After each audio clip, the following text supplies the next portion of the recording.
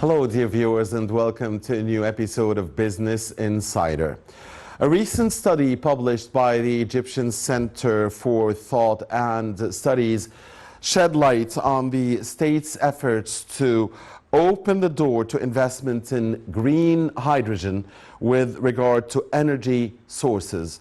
The study explained that this comes in light of the government's efforts to diversify the basket of energy sources in recent years, where opening the door for investments in green hydrogen is considered a promising field. The Egyptian government signed a memorandum of understanding with the Indian energy company with the aim of building a green hydrogen production facility worth $8 billion in the Suez Canal economic zone.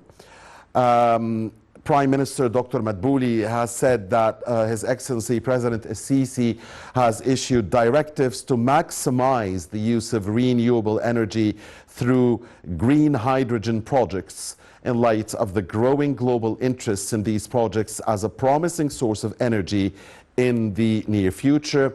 The Prime Minister also said that His Excellency the President ordered maximizing the use of local components in the green hydrogen production system. We'll be talking green hydrogen and clean energy friendly to environment.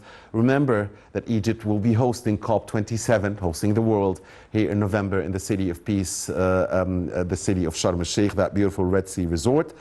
So we'll be talking green hydrogen here with energy expert Dr. Hussein Al-Ghazzawy. A very good evening to you, Dr. Ghazzawy. Thank you for joining us. Thank you very much. Thanks for having me. Thank you for being here.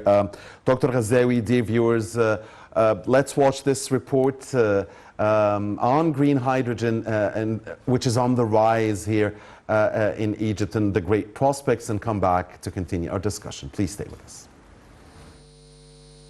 The government is intensifying its efforts to proceed with green hydrogen production projects in Egypt and has signed a number of memoranda of understanding with international and Arab companies to establish projects with huge investments. The government is seeking to activate these projects during the upcoming climate summit in Sharm el-Sheikh. The investments to be pumped to implement the pilot projects for the production of green hydrogen over the next 4 years. Global interest in green hydrogen production has been gathering steam over the last year, and nowhere more than in Egypt, where the government has begun making moves to capitalize on the investment momentum ahead of COP27 by establishing the Suez Canal economic zone as a regional green energy hub. Global companies have inked $10 billion worth of preliminary agreements for green ammonia and hydrogen projects in Ain al-Sukhna. A recent study published by the Egyptian Center for Thought and Studies sheds light on the Egyptian state's efforts to open the door to investment in green hydrogen with regard to energy sources.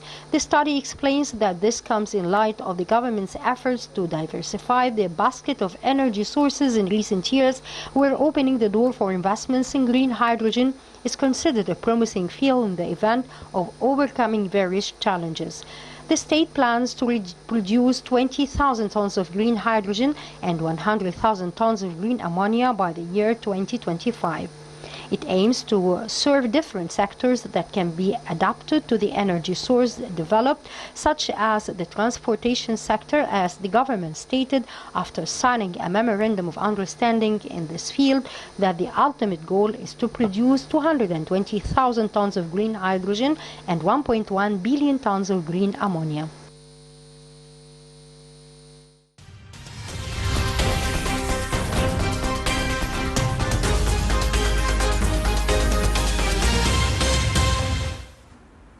Welcome back, dear viewers, and many thanks to Abir Hussein and Rasha Abdel Hamid for this report. Back here with our dear guest in the studio, Dr. Hussein Al-Ghazzawy. Dr. Al-Ghazzawy, allow me to start by asking you, what is green hydrogen? Because not everybody knows. Okay, so green hydrogen is when you take the hydrogen from the water by using electrolysis through the green energy, when it's coming electricity through solar, through hydro power, through wind. So we have actually green hydrogen, we have blue hydrogen, we have gray hydrogen, yes. We have We Yes. have various. So this is clean energy, right? This is clean Friendly to the energy, environment. zero carbon emission. As we were talking, Egypt is standing a very good chance when it comes to the green hydrogen production. And as the report said, there is various MOUs already being signed. There are 7 signed on 2 weeks ago. And prior to that, I think the MOU, the value of the MOU and what's coming in the pipeline till 2030, we're looking at almost $41 billion of investment. And I think the beauty of all these MUs, the majority of them are in the Suez Canal Economic Zone, which is, it has this very strategic position and intensive and basically encouraging all the investor. There is a lot of, the government basically encouraging all the investors with a lot of taxes, relief and everything else specific to the Suez Canal Economic Zone. Especially, I believe, Dr. Ghazzawy, that a Suez area, of course, on the Red Sea, is perfect for wind and solar production. Egypt is gifted when it comes to solar and wind. You are absolutely right with the Gulf of Suez and the Red Sea. That's when you look at the wind throughout the year, it has definitely a perfect place for the wind farm. We all see when we go to Hurghada, the wind farm. Yeah, it's a windy city. It's a windy city in Jabal al-Zayt, so that's when it comes to wind. Solar as well, and for Egypt, between 9 to 11 hours per day throughout the years, we have good sun. We see, of course, Benban is one of the major, or probably the biggest solar park in the world as we speak. We were talking about the potential of Egypt to produce both solar and wind can come up to 90 gigawatt or 90,000 megawatt, which is significant. Egypt, we have... That's almost, what, 1.5 times what we already produce? Egypt can produce now up to 58 gigawatts, so it's 1.5 times as much as we produce now, which is a significant number. And we have actually a good infrastructure. Egypt in the last 5 years tripled the network from 2,500 kilometers to more than 6,000 kilometers. So the infrastructure is there for basically transmitting all this green energy, and we see what's happening in the world when it comes to the energy problem now. So we are standing in a very good position actually. Indeed, and since you mentioned Hurghada and you talked about the wind, and because I know that you're a football fan just like myself, so exactly. Even the Khairi Bshara Stadium in El Gona, it's very windy. It's a very windy stadium. It's known for that. Now, Dr. Ghazzawy, allow me to continue to try and talk some ABCs about green hydrogen, because again, the term is not very familiar to many people. What about the usage of green hydrogen? So as the report mentioned, we talk about green hydrogen and green ammonia as well. Green ammonia Egypt is, when it comes to fertilizer, is very advanced, and actually Egypt export good. We are one of the world players in the market when it comes to, and green ammonia can be transported much easier than the green hydrogen. So between the green hydrogen and the green ammonia, you can use it for as a fuel. The report mentioned the transportation. If you look at the CO2 emission, big part of it was all this big ship going thousands of them through the oceans and the seas. And one of the projects, or more than one project actually signed, we will be fueling the vessels with this green or ammonia or green green fuel or green energy, of course, for electricity. So it's basically will replace. I mean, we see that we have an objective, the world have an objective to reach zero emission by 2050. 50, yes. I hope we do that, especially now we're coming back to using coal in some of the electricity plant in Europe because of the energy crisis now. So, and it's also very important to mention that we have already diversifying the energy diversity in Egypt. Our peak actually reached 2 weeks ago 34 gigawatts, but on average we are 30 gigawatt when it comes to energy consumption. The peak was because of the summer? Because of the summer, but we can produce up to 58. Out of this 30, you have more than 6 gigawatt coming from solar, coming from wind, and coming from, of course, the high dam, and of course Aswan Dam, and all the canal on the Nile as well. So so Egypt have up to 20% of our electricity needs coming from renewable energy, which is a good number. And we have an objectives to reach 42% by 2035, which I think is a very, very, very achievable number. And we cannot ignore El Dab'a nuclear plant, which it's another source of energy, and it's basically aligned with the government plan and to diversify the energy, which is very important. We were talking about the transportation sector and the use of green hydrogen in that sector. We understand that Airbus is designing an aircraft. That's correct. They already have some test with basically this with the green hydrogen. Hydrogen can be used for what? For cooking as well? Yeah. And actually are now working on how can we utilize. Actually, Europe is in the process to mix the green hydrogen with gas using the existing infrastructure of the gas transmission. So of course it will replace the fossil fuels. What the world is lacking is the infrastructure. So that mix of the green hydrogen with the natural gas, which is, I think also the natural gas, people need to know, it's still a cleaner source of energy compared to the petrol. So that makes to use the existing infrastructure, and I strongly believe that the natural gas will help in the energy transition to switch to we are already in the transitional phase. We are in the transition phase, and I think with what's happening in the world, the Russia-Ukraine war, of course, I mean, it's threatening of course the whole world with an energy crisis, especially that we are approaching winter. So we will need heating in Europe. We will need heating of course elsewhere. And for Europe, I read a report this morning.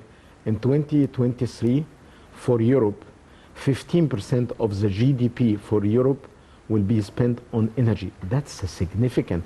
When you spend 15% of your GDP on energy for the entire continent, so I think there is going to be a very challenging year next year, not only for heating, but also it's a heavily industrial countries, so you need the gas or the energy in general to operate all these factories. And speaking of the challenges, Dr. Ghazzawy, what are the current challenges globally of preventing more use of green hydrogen? Is something that has to do with the cost? For instance, I read that it's $5 to $6 per kilo versus but it spiked recently, right, to something like 15 or 16. No, for the green hydrogen, it is expensive compared to the natural electricity produced by now. But like what we have seen with the solar panel, it dropped significantly. So I think the entire world now, so back to your question, the cost is definitely a big part of it. Yes. Second is the infrastructure. You don't have the existing infrastructure to fuel the vessels, to fuel the car, to use it in the cooking, for the factories. So the infrastructure is another challenge. Yes. However, the entire world is working very hard and we see the evolving in the technology, and a perfect example was what happened with the solar energy. It dropped in the last 10 years significantly. So I think that the cost challenge will be overcome soon with the new technology. I think the infrastructure is the one which will take some time to set an infrastructure basically we can use with green hydrogen. And where is Egypt from that? You know, we have spent, you know, great money on mega infrastructure projects in the recent years. You mentioned that the Suez Canal Economic Zone is a ready place with big infrastructure, but what about the areas in the rest of the country where we need to spend more, have more investments on infrastructure needed for green hydrogen production? Okay. So as far as Egypt is concerned, infrastructure for transmitting electricity, that will be the same, whether it's coming from natural gas or green hydrogen or green ammonia. So that will be the same. So that infrastructure exists. With all what we have seen in the last few months, and with Egypt, we have 60 days for the COP27 to happen, and all these projects are planned to be materialized by 2030. We are in the process to build the infrastructure for the green hydrogen in Egypt. Egypt is declaring a green hydrogen, a nation green hydrogen strategy.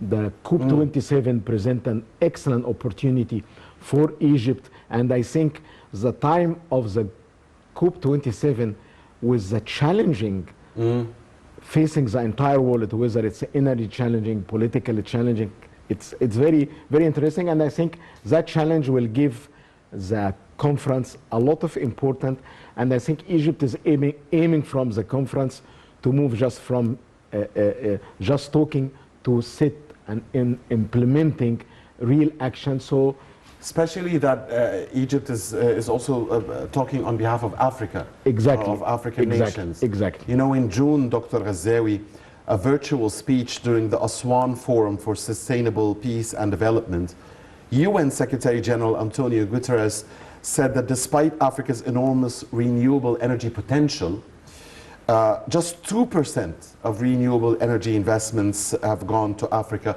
over the last decade, and he said that countries must arrive in Egypt for COP27 in Sharm el-Sheikh, excuse me, the words of the UN Secretary General, that countries must come to Egypt for COP27 determined to have clear plans to close this gap. Actually, when it comes to electricity production, numbers are very disappointing. Africa produces only 3% of the electricity produced worldwide. That's a very, very, very low number. If you take out North Africa and Egypt in particular, of course, and South Africa, that number will be, we produce between Egypt and the rest of North Africa and South Africa, Egypt and South Africa about 55 to 60% of the entire electricity. So the United Nations Secretary, his comment is very valid, but Africa needs a lot of investment.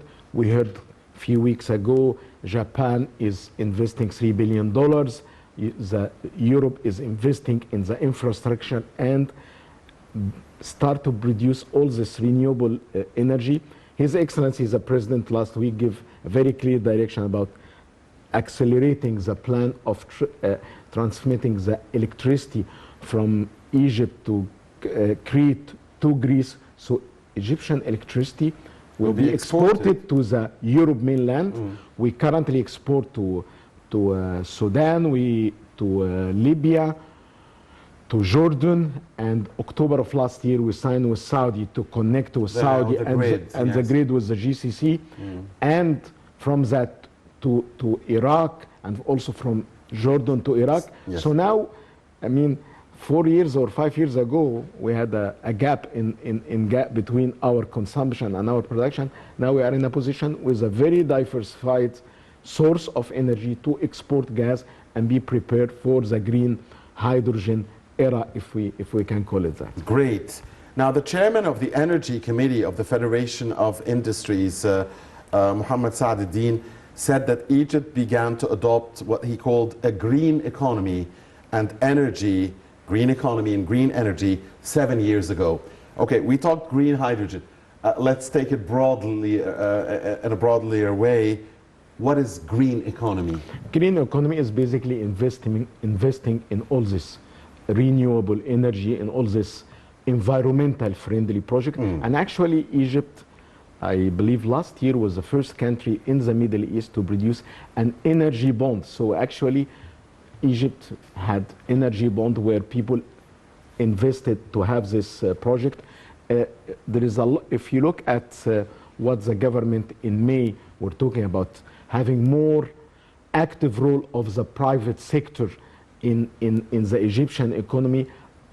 The majority of the project were offered to the private sector, this green project or green economy, and there is a lot of incentive to urge and encourage the private sector to that. If you look at the percentage, the aim was to move from the current percentage split between the government and the private sector to have 65% private sector and 35% the government. In the last 4 or 5 years, it was essential for the government to invest in all this mega project, and it was must. And now we have the agility and the ability to change to more involvement of the private sector involvement in the economy in general. Indeed, there is an obvious political will here in Egypt for the green economy and for a friendly, environment-friendly world. And Egypt will be hosting COP27. But you mentioned earlier, that when we were speaking about the challenges, that by the year 2050, 0% carbon emissions. Well, the goal now, we are seeing some major countries, some major polluters who are not even sticking to what's already agreed upon.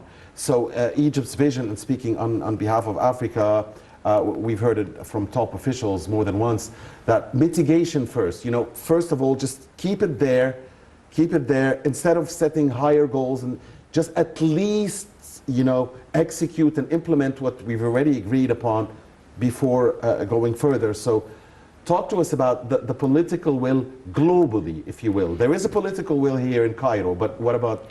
Political will worldwide exists. I think the practicality of we saw with the recent energy crisis. I mean, major country like Germany are going back to coal power stations. So I have read and seen that the most of the countries have came up with a strategy or a political will to have a zero carbon emission by 2050. We have got a setback with the recent crisis, but with what we are seeing, it's not what we are seeing now on TV every day. Floods in Pakistan. You have hot summer in Europe. Yeah, the forest fires. The fire. We saw California the last few days.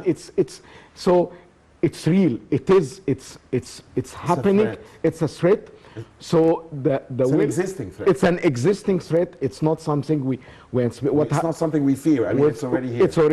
It's already here. What happened in Paris in 2015 to reduce 1.5 degree.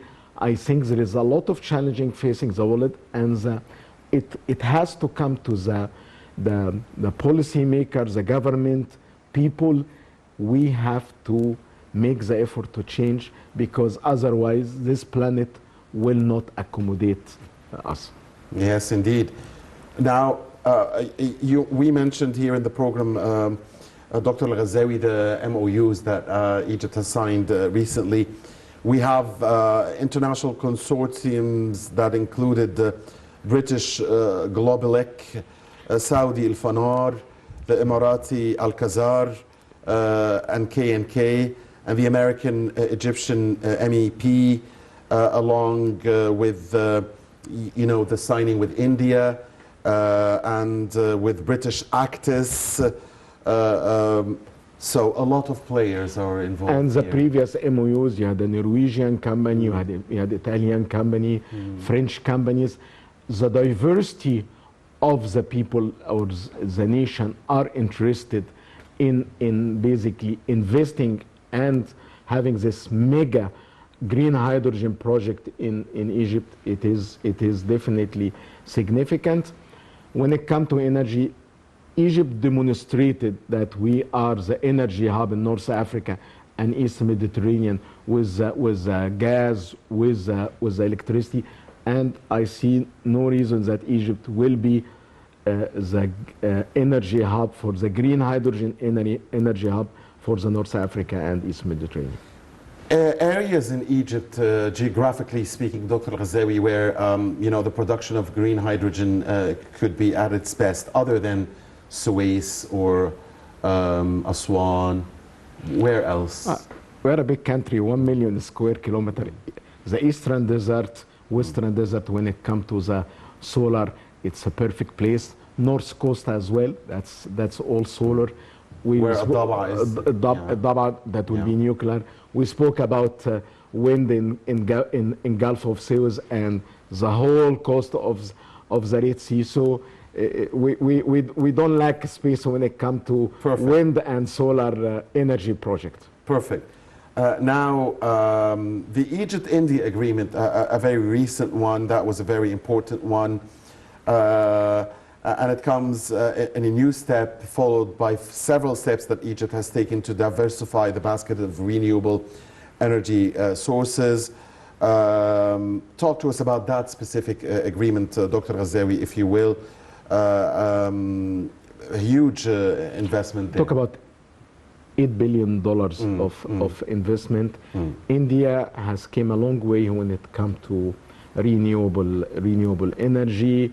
And we are actually, and in His Excellency, the President made it very clear, we are welcoming a very diversifying company, but with basically intention to transfer technology. So we will have the access to the European, American, Indian technology, Chinese technology. We have this opportunity with this diversified number of all of these companies coming to invest in Egypt, and the size of definitely this Indian company.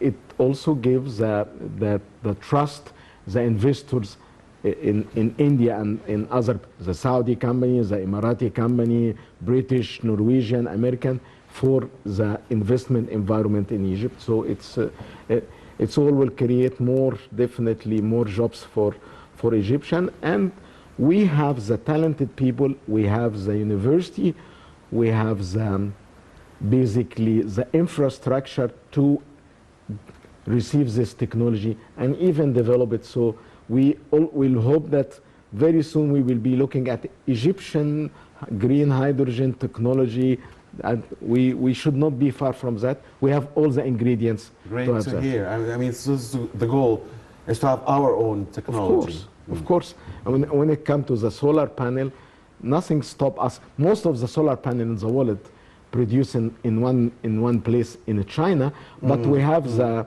raw material, and Africa has the raw material to have similar solar panel as it's produced in China, in Africa and in Egypt, of course. Indeed. Dr. Al-Ghazzawy, the development of green hydrogen has recently become one of the main bets globally among the promoters of the energy transition that we talked about earlier.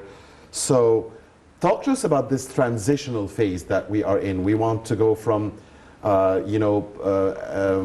to renewable, cleaner energy, friendlier to the environment, less costly. So talk to us about this transition, and at which stage of the transition are we globally and here in Egypt? Okay, we are at early stage of the transition. I think the world need to be pragmatic as well.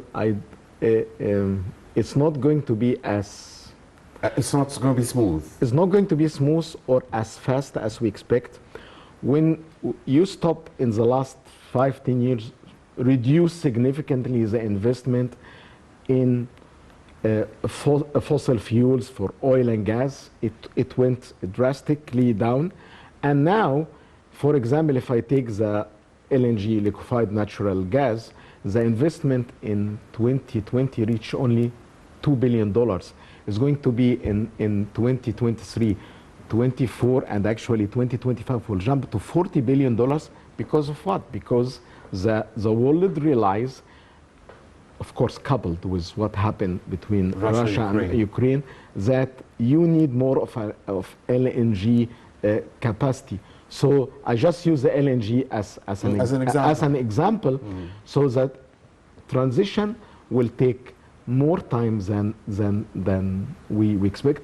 And in my humble opinion, I think the natural gas should be used in this transition. The natural gas, it's much cleaner source of energy when it comes to the other source of energy, coal or oil.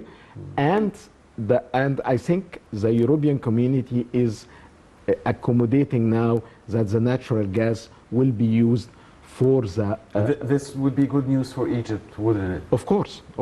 We export natural gas. And also the world now is going back to the nuclear power plant. I think the technology, of course, the nuclear power plant comes with a lot of safety and hazard and exposure, and the world had very bad example, but not because of car accident, people will stop driving. Yeah. So you have to take all the mitigations, all the precautions, and the technology is evolving. So in my humble opinion, I think the natural gas and nuclear power will be part of the energy transition to the along with green hydrogen. Of course. Right. Dr. Ghazzawy, Egypt's plan to become a regional hub for the production of green hydrogen is part of a bigger strategy to develop sources of green energy. Could you talk to us about that strategy in more detail? I mean, it's obvious that the government has a clear strategy in this regard and is moving forward. We spoke about infrastructure. We have the infrastructures. We don't lack lands when it comes to solar, wind. We are one of the major players when it comes to fertilizers, where the green ammonia will play an active role in that. We have a skilled and talented people. We have basically the head of state and the government is encouraging and incentivizing investors to come to the country. So if we definitely we have all the ingredients, we are an energy hub when it comes to natural gas, and green hydrogen with what we have demonstrated in the other source of energy will be definitely come along this line. And with all these MOUs, we'll use the opportunity of the COP27.